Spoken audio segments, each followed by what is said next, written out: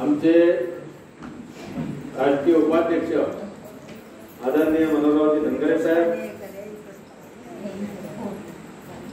फक्त बोलू नका पाहिजे हा कार्यक्रम आयोजित करण्यात आले असे आमच्या विदर्भाच्या महिला महासचिव आणि झुंजार नेतृत्व सन्माननीय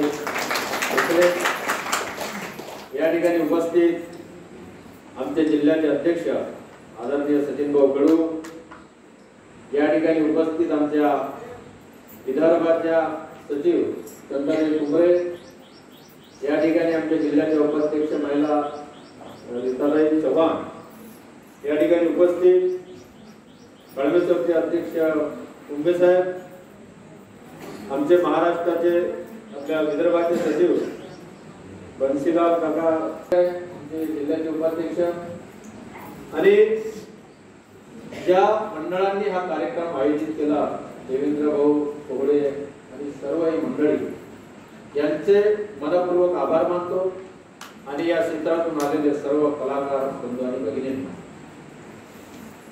खऱ्या अर्थाने लोककला सेवा मंडळाची पार्श्वभूमी काय ते आपल्याला प्रास्ताविक भाषणात सचिन भाऊंनी सांगितले। कलावंताला कुठल्याही प्रकारची जात नाही, कुठल्याही प्रकारचा धर्म नाही, कुठल्याही प्रकारचा पंथ नाही। कलाकार ही एकच जात, एकच धर्म आणि एकच पंथ।